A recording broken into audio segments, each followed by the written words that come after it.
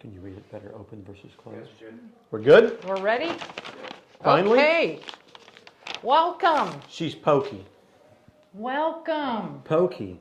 Pokey. Takes me time. We've had a busy day. That's why it's great to be a guy. Great to be a guy. I'm coming back as one in my next life. I'm putting that out there because you guys have it easy. If I can remember the actress's name.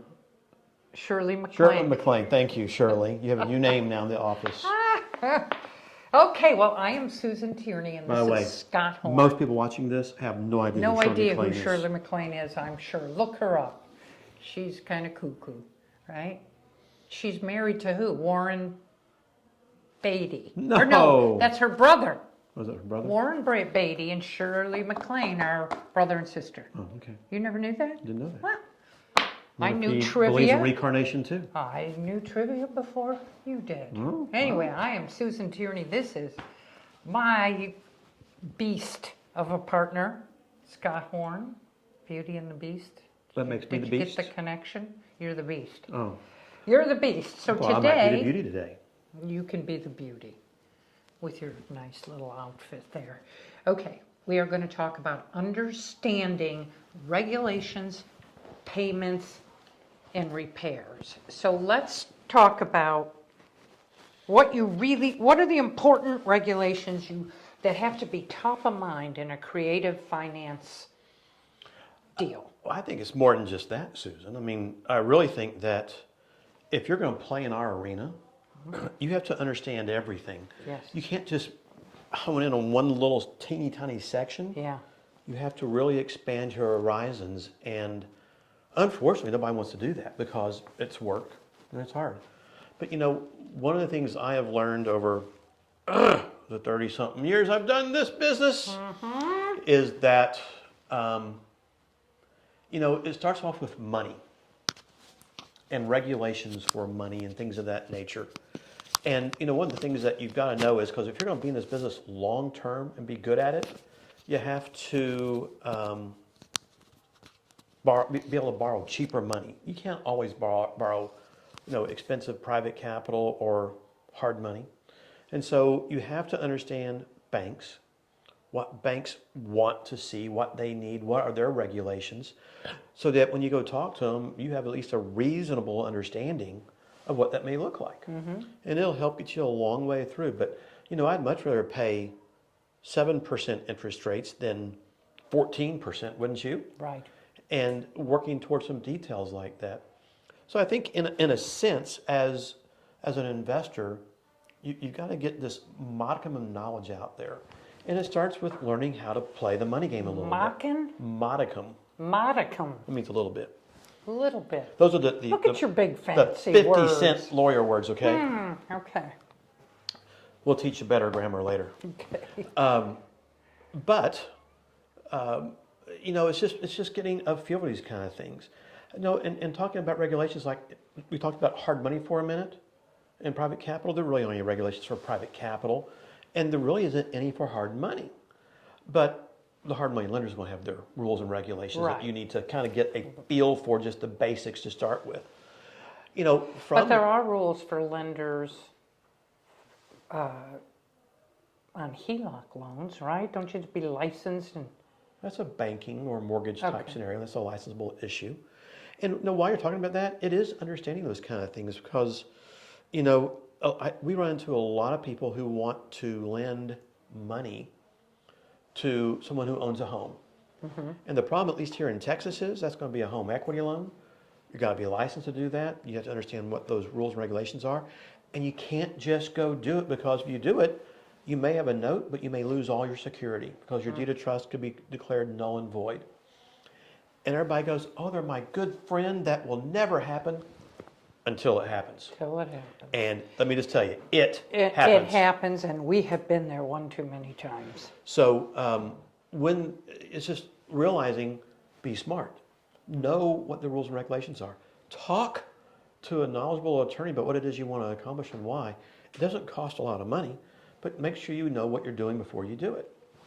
And while we're on just the money part, I want to bring up understanding regulations, like here in Texas again, for that little thing called usury. I know we've talked about this a couple of times in the past recently, but I am seeing so much of this in the industry. And you want the investment community to understand that many states may not have usury regulations, right? Right. I mean, Arizona doesn't really Does have not them, have them, yes. but Texas does. And in Texas, you can't exceed an 18% APR or annual percentage rate to an individual, 24% to a corporate entity of some type. And if you do exceed that, I mean, you're opening, the lender is just really opening the door to huge liability. Return of all the interest, having to restructure the loan. Maybe even if you play hardball hard enough, you could lose all your principal even. It can get real expensive. And you can be sued too. Oh, absolutely. And not only can you be sued. Because you've had a lot of these come 4 up years lately. over after the deal is closed. That's the statute of limitations in that regard. Wow. And it doesn't matter what you and the other party agree to. I get that. It doesn't matter. You can both agree, I'm going to do X, Y, Z, everybody's on the same page. It can still happen. Now, does the borrower care about that so much? No, because why? It's really the lender's liability. Right. It's not, They don't care. They if just you're the want lender, the I'm the money. borrower. Yeah. You have the liability, not me. But I don't want to do something that's going to piss off my lender in a way because you didn't know per se. I want to do what's going to take care of you appropriately along the way. But I just see a lot of that going on, and you really want the marketplace to understand those kind of rules and regulations that are out there. That's just the monetary side of things. You got to think about a little bit, and you need to be proficient in this industry to do that. Now, from there, are there rules and regulations, let's say like in the title industry? Well, yeah. And you need to get again, we're going to use that 50-cent word, modicum of knowledge of how a title works. What's the 90-day rule, 180-day rule for buying and selling a home? You got to understand how a mortgage company is going to look at these things a little bit. And by the way, you know how you do that? How do you figure that out? What a mortgage company is going to need? You call them. You talk to one, right? Yeah. Yeah. Isn't that hard? No. And just ask them questions. Or you watch our YouTube channel. Maybe. That has a plethora of emails. I'll give you 35 cents for that word. 35. But seriously, every week we're in here doing videos, and there's so much information. No, it is. We try to. Yeah. But anyway, just understanding how the lenders are going to think and look through title and these kind of items that they're going to want to see sometimes. What does a title company want? What is their roles? What are their rules and regulations that are out there that they need to resolve? Everything from mobile notaries to the closing process to clearing title. And you don't need to be an expert in any of this kind of stuff, okay? Right. But I go way back. You go way back. But everybody thinks, oh, you're a lawyer. You have this inside tract of knowledge, right? No. You learn this business by asking questions. You learn this business by doing. That looks like great lemonade there. I can't drink water without my lemons. That's just why you're such a sourpuss. That's how I sometimes. drink so much water, is I put all these lemons in it. I like the sourpuss one better. Okay, no. But anyway, I go back and I didn't have a clue about the mortgage industry. I didn't have a clue about the title industry. I didn't understand how any of these things worked. I didn't have a clue how the realtor industry worked. So what do? You find good people to work with and you start asking questions. You follow them around and you start to learn the biz. You ask questions about I remember being in the mortgage field with my guys, and these guys were all loan officers. They had their licensing or they'd been trained and whatnot. I had zip. And I'd sit there and listen to these guys talk and whatnot. I'd just start repeating it. I had no clue what I was repeating. But over time, you start to learn it. Or you ask questions, what does that really mean? What's that really rule, that regulation? How does this work? How does that work? But you ask questions and you start to filter this through and you start to learn it. And you fake it till you make it. You fake it till you make it. I was daggum good at that. But you better be careful and be smart and be knowledgeable, or else you're going to be in big trouble. You could be. So just understanding how these things work. What does the bank look for? We talked about earlier. Okay, What does a realtor have to do or don't do? How are they controlled? A title company. Again, you don't need to be a title officer or a title attorney or an escrow. You just want to know some basics that will help you navigate the system as you go along, go through. If you're going to work with a mortgage company, how does that work? What about the new DSCR lenders who are really different than the traditional mortgage lenders? What are their rules and regulations from a credit perspective, from a loan to value perspective, a debt ratio perspective of income, 1.2, 1.25, so that before you go talk to them, you already have an understanding of what they're going to be looking for and what you can get, okay? Right. So, in our industry, there's a lack of knowledge. Everybody thinks they know this kind of stuff. They really don't, because they're not asking enough questions to the There's people. There's so much to learn. There is, but it's not and that you're hard. But you're still learning stuff every day. You do. Even still learn stuff But 30, you 40 have years to gather the basics. And gathering the basics isn't hard. Now, getting in depth, different ballgame. Yeah. You don't have to get there. You'll get there over time. But you've got to get those things done. And that's just, so the things we just talked about is the base level, I think, of real estate investing. Realtors, title companies, mortgage companies, the DSCR lenders, banks, hard money lenders. There's no regulation really on private lenders unless they're making loans on homesteads and things they shouldn't be doing.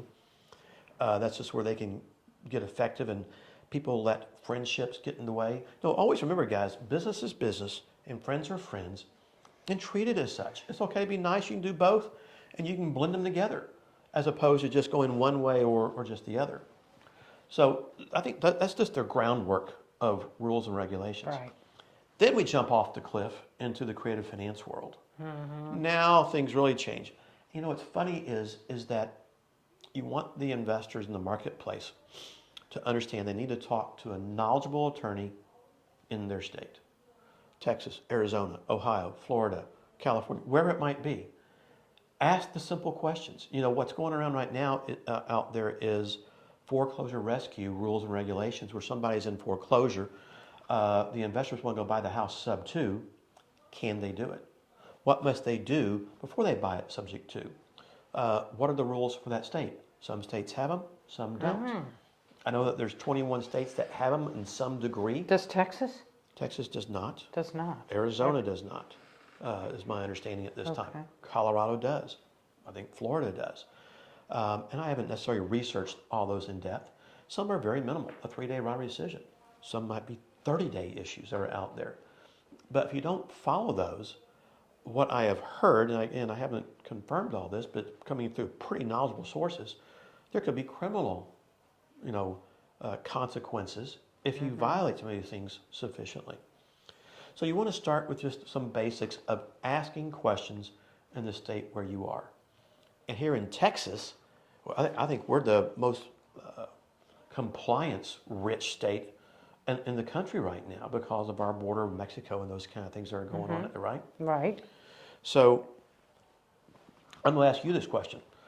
When we start talking about a subject to transaction, do you think there's any compliance things that you need to be aware of? Oh, Lord, yes. In Texas? Yes. What are In those? Texas, well, if you're gonna wrap that. No, No. subject to. Subject to. We're not talking wrap yet. We'll come back to that one. Okay. So what are you asking me on sub 2? Are there any compliance issues for subject to transactions? I know there are. I just don't know. I should. You should. We talked about it on the way home. Because Texas passed this new bill called Senate Bill 43. Well, that's what I just said. No, you didn't. It's the wrap lending bill.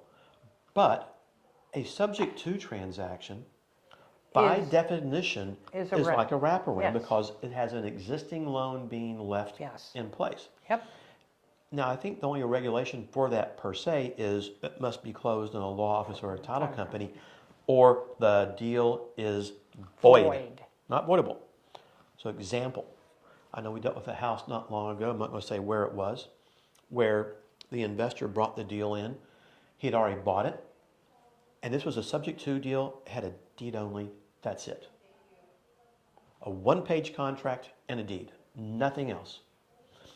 And I looked at that and I go, okay, this deed was not prepared by a lawyer, obviously. I asked a question, did it close in the law office? No, we closed it at their house. And I said, my friend, this deed is null and void. He's going, what? I said, it's null and void. No, it's not. I said, yeah, it is. Here's the law, go read it. He didn't want to listen to it, by the way. Yeah. He sold it to somebody else. And again, at the end of the day, it came back to us. We had to unwind the whole daggum thing, go back, recontract it properly, reclose it properly to eliminate all the issues, all the problems. And if you don't know this and you bought that property, maybe you sold it down the road to somebody else with a wraparound, wherever it might be, because the title people don't know this. Yeah. The liability rests on you. It doesn't rest on the closing agent or the title company. Right. And just because you close in a title company, that does not cure all ills. In fact, it cures 0 ills. Usually it creates more problems than anything else. I was going to say probably messes it up more than, It does. yeah. But can you imagine if that deal's void and the original seller goes, you know what, 5 years later, I want my house back. Right now, under statute, they can do that. They can do that. And you go, oh my Yeah. gosh. So what you don't know can really hurt you really bad. Mm-hmm. So I think it's so important for our industry to take the time, stop, and make sure, especially here on subject to and wraparounds, you get the information. So Yes. that's our little We got a sub-two. good video that you and 𝐸, our servicing partner, did. That's on YouTube, our YouTube channel, and literally it's broken out exactly where everything is for you to go speed through to the important stuff. You guys did that way back when it came out, because it's been out. Has it been 1 year now or 2? Almost 2. Wow. Yep, time That flies. went fast. Yep. Huh. See, I haven't gotten any more white hair, but I'm not going to say You'll that. never see the I know. grapes.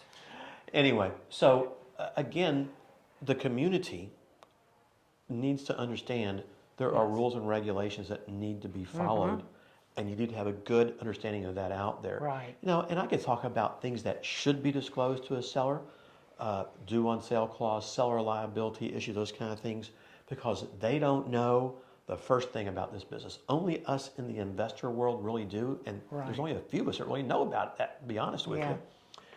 And we can't go meet with a seller thinking that they or their realtor understand this. No. No. So it falls back on us to be that subject matter expert to be able to properly explain that to a seller and or their agent if they have one.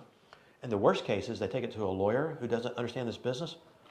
That's almost the death Yeah. knell sometimes, because lawyers don't understand this. Right. So, you know, so that's the creative finance side of the subject to world, things that they need to be thinking about from a rules and regulations perspective. But I think the biggie is when we move into the wraparound side. Right. Now, this gets into both state law and it rolls into federal law. And you have to understand that if we're going to play in this arena. And I'm going to stop before I get into wraps. I'm going to go even into the easiest one. You buy a property subject to and you want to lease the property.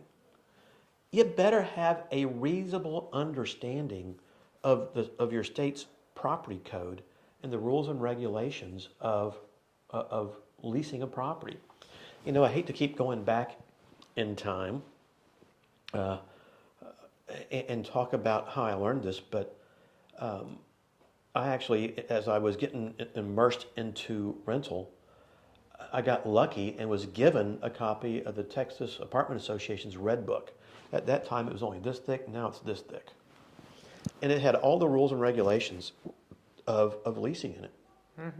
It had how you do everything from start to finish. Then it had more in-depth detail in the back of the book. And you actually have to stop and read this thing and understand what you can and can't do and what your obligations are as a landlord. And so many investors, I think, Susan, instead of, learning these themselves, they won't rely upon so often a third party, the property manager. Okay, if you're going to do that, the property manager know, and I get it. But if you really want to be proficient in this industry, you've got to learn the details. And you've got to be willing to study and get the facts and understand them. Yes. You don't have to be an expert at it, but you need to know basics. Like there's some rules and regulations out there about door locks, Yeah. both outside and inside. Yeah. And if you screw up, you can get sued by the tenant. You know, if you don't do things within a certain time frame, if there are necessary repairs, you can be sued by the tenant and they will win. Yeah. And you just don't want these things to happen. Yeah. So learning some basics about that, you got to do it. And you go, oh my gosh, it's just one more thing. It is. It's just one more thing that you have to go through. But if you're going to play in this arena and you're going to want to do all these things, I see so many investors, they want to do the wholesale business. I get it. Whether it's wholesaling a subject to deal or a regular cash transaction, or they're going to buy a property, they want to lease it, be a landlord. Right. I get it. Okay, know what you're doing. Or then they flip over into the wraparound side of the transaction. And this is where, again, there's more compliance things. You know, I go back to pre-2000, really pre-2008, 2009. We really didn't have any rules and regulations regarding selling a property using creative finance. Didn't exist really. Really? You had to draft documents correctly, you know, and those kind of items. But there weren't certain things we needed to do. Now, what we learned, I mean, within the first year of doing this business, that if we didn't process our buyer, and we were going to work, and we started to play and learn to play in the sale of mortgages into the secondary marketplace, that if you didn't have what was called then a pretty package, meaning processed, an application, what's the application called? 1003. Good girl. A 1003 app. If you didn't have your tax returns in there, if you didn't have W-2s or 1099s or proof of income, if you didn't have maybe a verification of rent or a verification of employment in there, you might get 10% less for selling that mortgage or 15% less if you could even sell it at all. And we went, oh my goodness, that's a lot of money. And we learned immediately to start doing that for monetary reasons. Right. But it wasn't a legal requirement. And income, the real estate crash of 08, 09, and our friends in Washington then create this thing called the SAFE Act. They then create this thing called the Dodd-Frank Act. Right. Now, this thing called RESPA, the Real Estate Settlement Procedures Act, has been around for a while. But you need to know these kind of things. And so, you know, just like, what does RESPA say? It says, and by the way, every state in the country, when you do a seller finance wraparound mortgage to a consumer, a homeowner, the SAFE Act applies every time, except for Texas. Oh. We have a 3 property de minimis rule. We're the only state that I know that does that. That means every single time you've got to process that buyer. And if you don't, you're going to be in violation of RESPA, the SAFE Act, Dodd-Frank, and there are various things that could affect you, unfortunately. Those 3, to me, at least all these years with you, are the 3 most important. They have to know those 3. You do. And Senate Bill 43. That's Texas But only. every one of those you've done videos on. We have. Specifically on our YouTube channel. And am I doing too many shameless plugs? No, we are a little bit. But But everything's on there. It is. So subscribe and learn this stuff. Yeah. So, Because what do you always say? knowledge. Knowledge is power. It is. It is. And I don't know how I got so lucky myself to start doing this, but I did. I was in the commercial brokerage world for a long time as I was trying to figure, and you have to learn the industry though. If you're dealing and you're selling commercial property and there's tenants in there, what does that mean? Yeah. What's the lease? How does it work? You got to figure it out if you want to be good at the business. And if you want to be good at anything, you've got to learn this kind of stuff. I want you to think about wholesaling for a minute too, and what that means here in Texas too, and what's going on in other states. But you know, RESPA says there's 36 disclosures you have to give a buyer. No investor is going to find those 36 disclosures, fill them out, and give it to them yourself. So how do you solve that problem? You utilize a residential mortgage loan originator, an RMLO. I'm not going to do it. I'm going to let the RMLO do it. Then you come into the SAFE Act. You got to incorporate a knowledgeable real estate attorney, provide them the same disclosures under RESPA and those kind of items. And so you're going to use the RMLO again. Then you go into Dodd-Frank, and it's understanding what the levels of Dodd-Frank are. You don't have to be an expert and read this whole dadgum bill that's 1,000 pages long probably, but you got to understand it. Yeah. And you know, what we call the ATR rule, the ability to repay, and these kind of things. So how do you kind of solve all that? You know, the way we solve it is always use a loan processor and it solves the problem. Yep. Done. So you've got to have a working knowledge, not an expert knowledge, but a working knowledge of that a little bit. Yeah. And remember this stuff. Now let's come into the Texas marketplace, which is the only state I think that has what we're going to talk about next, which is this Senate Bill 43, the wrap lending laws that says if you do that, you must close the sub 2 or the wrap in a law office or a title company or it's void. That's number one. Right. The only problem is that doesn't mean you're being compliant with anything else, because that law office and that title company, they don't represent you as your counsel or your attorney. The burden is on us as the investor to know what we're doing.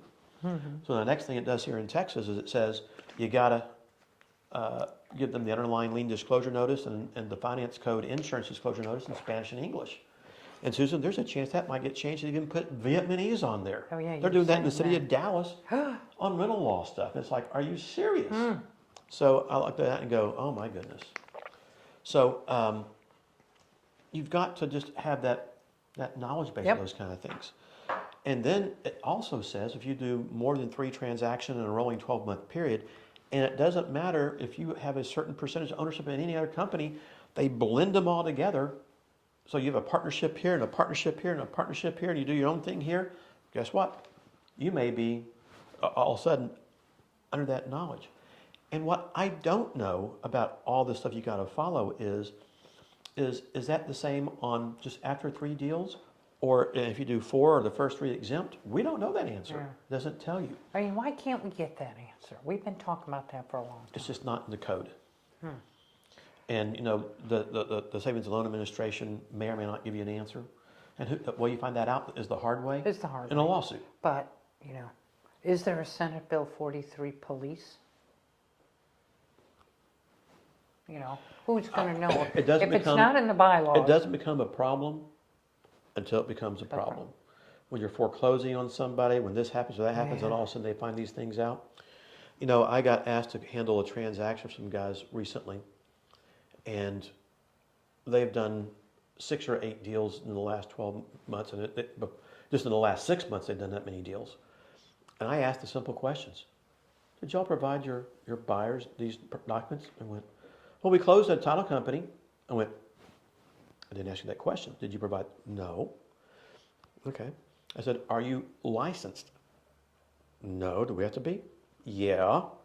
Because they're just not paying attention to the changes in the rules and regulations. Right. And you've got to be, you know, in the investment community, asking questions of the right people out there in order to determine what you need to know. By the way, it's hard for us sometimes to keep up with all this and the changes in the rules and I regulations. need to ask ChatGPT. What are the rules and regulations? I want to see what they tell us. I'm really getting into that. Think they're going to be smarter than me? No, Probably. Probably, yes. It's amazing what they A lot smarter than me. come up with. Yeah. But anyway, there's just that, then it's back to the rules and regulations that haunt our industry. But if you don't take the time to learn just the surface part of these things, and have a reasonable knowledge base, or at least a reasonable go-to person to ask the right questions to, you can step right in the middle of it and create some big-time problems. Right. And I've seen lawyers out there, I've had good people not trying to be nefarious in a transaction, trying to work with a buyer, and the buyer goes, well, I'm not going to buy the house anymore. And they don't return the earnest money. And then a lawyer gets involved. And then they get sued for things they didn't do right, even though they didn't mean any harm. They're just trying to help people. Right. All of a sudden, you're getting sued for $250,000. And then they try to go find other people you've worked with to get them to join in to sue you for more money. Lawyers are vicious that way. You know, these guys that they're looking for a way to generate income and money and make money along the way. Just look at, you know, the Camp Lejeune water thing. How many frickin' commercials would hear about this stuff all the time? Right. Oh my gosh. And you know, every lawyer in the book is trying to hop on the bandwagon to get paid somewhere. It's the same thing in our industry because investors walk around with a target on our back. Yeah. So, no, I really think you've got to be thinking about that, and you got to get a knowledge base along the way and how all that works. Got it. If you don't Again, know, the Owner Finance Network on YouTube will have everything you just talked about and more. So let's move on to repair. Was that another shameless plug? It was. Okay. But it's true. Everything you just talked about is on there. That Everything. almost sounds like Johnny Carson. Right? And You've Ed done McMahon. it all. Are you Ed McMahon? I'm Ed McMahon. Okay. Most And people aren't even knowing- going to know who They that aren't going is, to know who we're right? talking about. They're Look not it up, even gonna guys. know. Okay, so let's talk about understanding repairs. Because we do a lot. Well, since you're the repair queen I know, around we here, do a lot. you don't allow me to do anything myself. I don't. Because you're such we a control removed freak. Scott from the rehabs because we used to call you the tornado because you would come in. Even it wasn't us that came up with that name; it was the contractors. Because you would come into a rehab and come in like this, tell them all what to do, then not tell anybody, then they go do it and cause all these problems. And it was such a tornadic effect. We removed you. No, you're just a control freak. You want to do it yourself. No, but we still come to you for Kathy and whatever. Ryan. We all come to you anyway. Repairs. You've probably done what, 7,000 rehabs? I've probably only done about 600. I've done 7, 8. You know, the reason how you get to that big number is it's not just rehabbing a house once. When you take it back, you got to go do it again. Yeah. We take it back, you do it again. In fact, we're doing Two two of of them right Two now. of them 3 right of them now. like that right now, unfortunately. Where we Yeah. had done them years ago, we come Yeah. back, and some, very simple, very easy. Some, okay, it's time to upgrade a little bit. Others, oh my gosh, we got to do a lot more. But every deal's a little bit different, right? Right. So what does the investor community, though, if you're out there in the business, need to know about this stuff? There's a lot to learn, and there's a lot of things that they can do to save money. You know, you always say it's not just about making money. It is about saving It's money. about saving money. Miyama S. Cheap. Cheap, El Cheapo, instead of El Jefe, Whatever. you're El Cheapo. But you know, being organized. I mean, I can go through my list of all the repair suggestions and understanding the processes, and there's a million videos. Were you petting the tablecloth? No, I was. There was. It's okay, ain't gonna go There nowhere. was wrinkles in it. It bothers me. Bring an iron. No, I ordered a new one because this one's too small. Now I lost my train of thought. Poof. Organized. Organized. You know, we need to do some more videos on. We've never done a repair video before. We have not. Because I have my 13-point bullet points that I Yes. go through where I train myself to look at the house the same way every time. Right. Where I can walk in and walk out in 5 minutes. Yes. Now, not everybody might be good. Taking pictures is a great way to go back and to refresh your memory. I think that's a great thing. But my biggie on repairs is if you're going to be in this business and you want to really make money, you have to learn how to cut out the middleman. Yes. The reason we got into the creative finance world and into the note world back in the late 80s and 90s was we got tired of paying title companies and mortgage companies and realtors all this money, and we weren't making any money. And we learned how to cut out the middleman. Well, in the construction industry, again, if you want to be proficient, you got to learn to cut out the middleman. That means you become the contractor. Well, how are you going to learn that?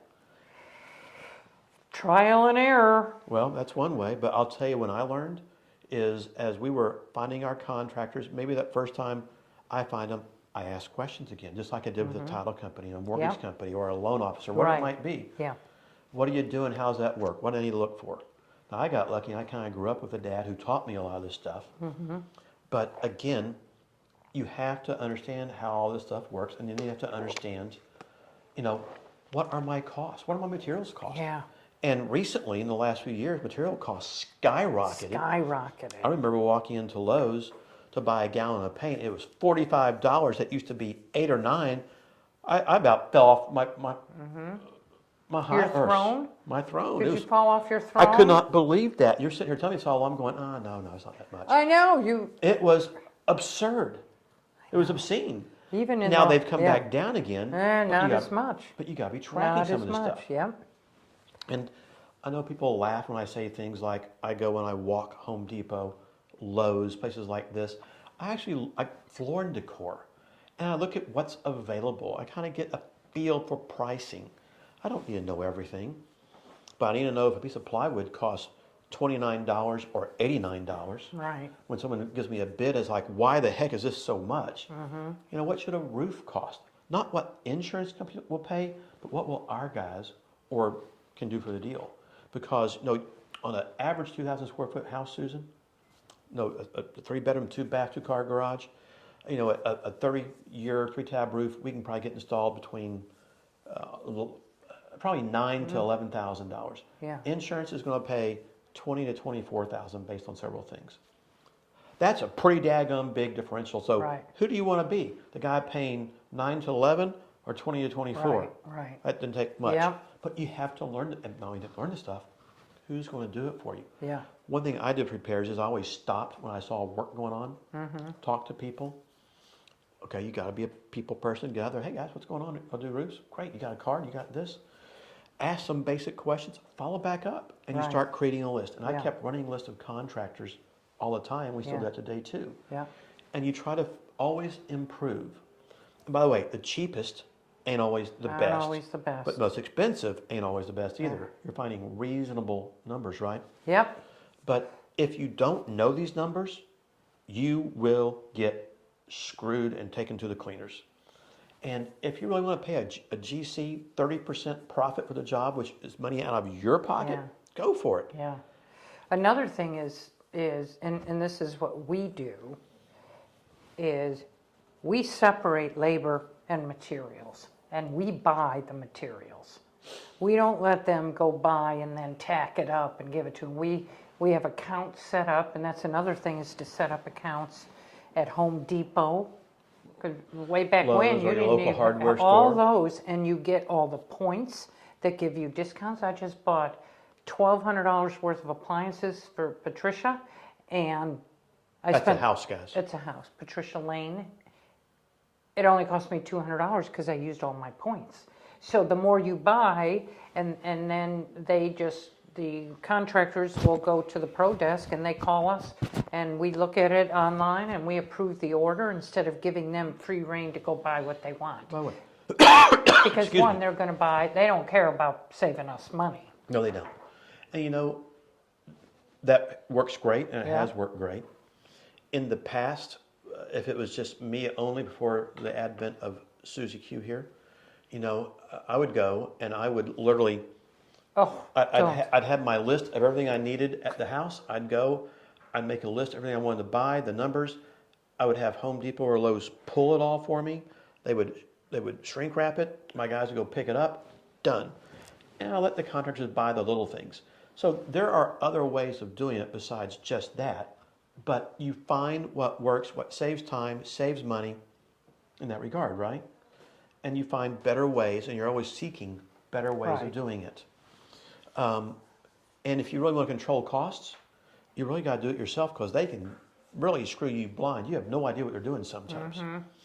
And you try to find good people that'll really be honest, but oh my gosh, honest people are hard to find all the time. I mean, we hear all the time how people, we don't pay anything up front. Oh my gosh. Like I giving hear- 25% to start, there goes your 25%. They don't need anything. And one of the reasons we have such good people that have been with us for a long time, and this is really important, is that we pay them every week. Well, you pay them weekly. You are fair. You know, you don't need a nickel and dime for every little thing in the world. It's okay Yeah. to leave a little bit of meat in the bone, right? Yeah? And when you are reasonable and fair, it works. Yeah. Because they have to pay their contractors every Friday. So, you know, guys a that lot work of for 'em. lot of the GCs, you know, will come in with, you know, outrageous proposals, and some of them won't even pay their subs. Yeah, I get it. But you know, and if you're a GC, again, it's a knowledge-based profession, and there are people who need. You know, if you've got a full-time job and you're playing this business, you know what? You need a GC. You can't do it yourself. Right. So you got to do it. And I get that completely out there in the industry. But if you're full-time and you have time, you've got to educate and train yourself to do this stuff, both from how am I going to approach and look at it properly, what are the important things, the big ticket items I need to look at on every single deal, so you can get in and out fast and not be there for 2 or 3 hours. Yeah.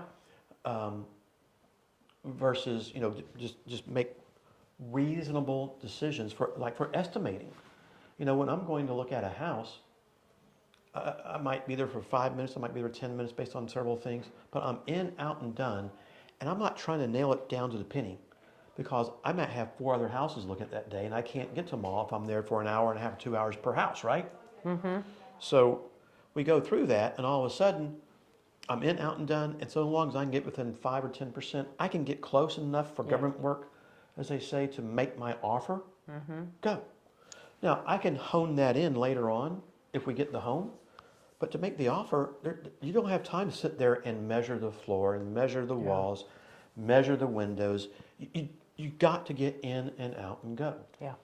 And maybe in the beginning you do those kind of things and that teaches you things that you need to know, but you got to find a way to train yourself to do that along the way. Your checklist, that's what we should do as a video on repairs and go through your checklist. One of the biggest things that we've learned lessons the hard way is sewer lines. So older homes, you just got to make sure that it's all before 1970 was all cast iron. If you're buying a house in the 50s and early 60s, that sewer line's gone, going to go. Usually, it's either gone or it's going rapidly. Going rapidly because it lasts 50 years. About that. Yeah. So knowing that up front and investing $200 to have a test done to find out because otherwise we've been hit with this. We even had one, from 1976, that one in Plano? That was 80. 1980, and it had cast iron. And we did the whole house, and it was $100,000 rehab. We had to pull up floors. It was a $60,000 sewer line issue. Yeah, and $60,000 for sewer line. We had to pull up floors and toilets, and oh my gosh. And who would have thought to check see on a house that age? So you gotta check the cleanouts, which I never know where the hell those damn things are, nor do I know how to look at them. Nope. I mean, by the way, it's only been 7 years. I know, I still don't. Are you ever going to learn? Never. That's you, Mr. Engineer. You get to go and look at that. But if it's what's the other one? PVC. On the outside, that doesn't necessarily mean it's PVC all the way through. No, they could just put in PVC cleanouts and connect it to the sewer line. Connect it to the sewer line, and you're screwed. So if you're buying a house and you're investing a lot of money in repairs, and that house is before 1965, 70, you need to do it. You need to be doing some research and figuring out how to do it. And it is. These are big ticket items that can really hit you hard. Yep. And most investors, they don't have the wherewithal to take a hit like that. Yeah. And you don't want that to happen. Yep. So talking about taking a hit, let's move into the next category just for a moment here real quick, which is payments. Money. Did we get hit? We took a hit? No. Oh. But you can if you're not smart. We have because, had our losses, like everybody. At our loan servicing company, I tried to put into a position where a borrower, once they get 10 days past their grace period, we get engaged to start the pre-foreclosure mechanism. And it's not really the intent to foreclose, it's to protect the investor. And really, it was to protect the investor from themselves. So what do I mean by that? Well, in the investor world, what I keep seeing is too many investors, I hate to use the word lazy, but they are, and they don't track it. They want someone else to do the work for them. It may be they want a TC, a loan servicer, they kind of want to sit up here on their ivory tower and pull all the strings and think it's great. Well, if you think a loan servicer is going to put, 8 hours a day on collecting your payments, that ain't going to happen. No. And so often I would get a file into the law office for a foreclosure, and they're already 4 months behind before I even get it. Yeah. Most investors can't afford that. No. Either they're not paying the mortgage payment, which means they're damaging the original seller's credit on a subject to deal, or they're maybe getting themselves into a foreclosure position or a due on sale position. And by the time we foreclose, they're 6 months behind, and they got to get the people out of the property and get repairs done and get it remarketed. They could be 8, 9, or 10 months Yeah. of payments out I of mean, your I've pocket. seen it ruin some investors, It can. literally, that don't prepare for it or save for it, because it does happen. It does. And so learning to be proactive is what is so, so important to do out there. And realizing, I think what I would try to tell everybody is, guys, it is your money. Nobody is going to collect your money Yep. any better than Any better you than are. And it doesn't mean that you don't do things yourself, but you know what? You can pick a phone up and you Right. can call your tenant, you can call your resident Yep. and go, hey guys, we got a problem. Yeah. What's going on?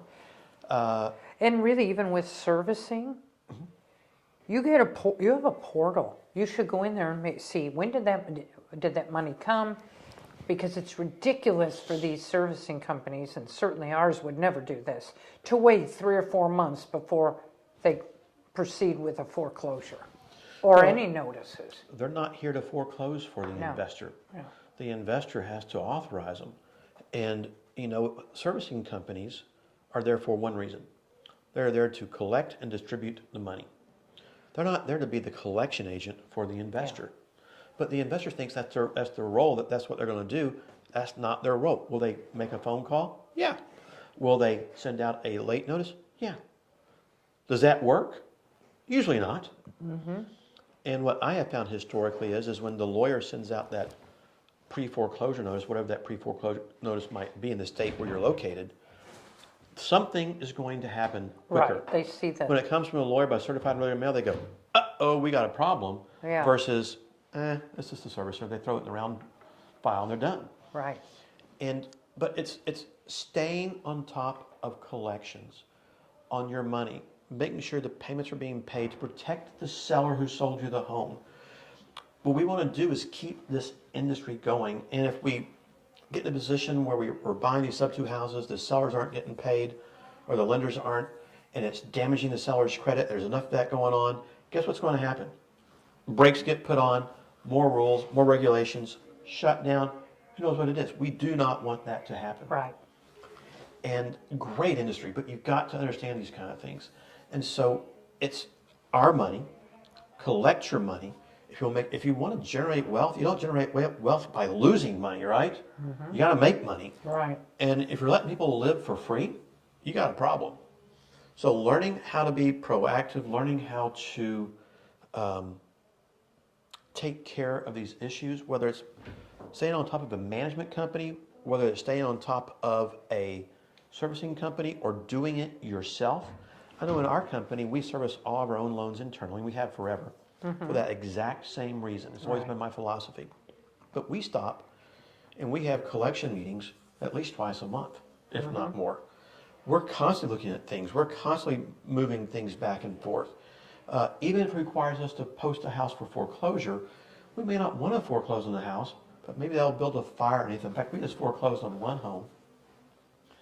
Finally got the homeowner to call me back after foreclosure had occurred. And he's going, man, what can I do to unwind this? I said, you need to come in and bring all your payments, the attorney's fees. Not only did he do that, he brought the next month's payment in too. And you kind of go, well, why didn't you do this sooner, Goofy? Don't know. Could have saved him $1,500 in foreclosure fees. Yep. But if it means you have to go out and knock on the door, I drove by that house personally 3 times, down the alley in front, checking to see what's going on. Did they move out, not move out? Instead of letting somebody do nothing. Now, the other problem with that is so many investors buy properties in other states. Again, who's going to do the boots on the ground work for you? Who's going to be doing the things we just talked about? And so many of them don't have anybody to do that. So what do? They let the servicer do a little thing and move on. You got to find a way to do it. Now, one of the things that made my offices before you got on board here so successful was we had highly sophisticated boots on the ground in any city that we did business in that we could turn to, get answers with, and take care of. We cultivated that, we trained that, we did everything we could to do that, because how else do you protect yourself? You don't, right? Right. And I know we do that here, and we're all over it. Sometimes we kind of scream and holler a little bit about things that are happening, trying to get things, you. You? I don't do that. I would never do Such a that. liar. Only a You're little white fibbing. lie. But as we do all that, you know, it's all about getting things to happen and staying on top of it and being proactive. Mm-hmm. And you want the investment community to learn these kind of things. Yes. And so, guys, truly in this business, you know, you're always learning, as Susan said earlier. There's so many things to learn. You don't have to be an expert on any of these things, really. But you got to have that magic word, that modicum of knowledge, Modicum. whether it's compliance issues. MODOCUM? I don't know. I'll think about that later. But you want to think through these kind of things a little bit so that you know what you're doing. Take the time. Learn the things we just talked about. Ask questions. That's how you learn things. Don't ask them to another investor, per se.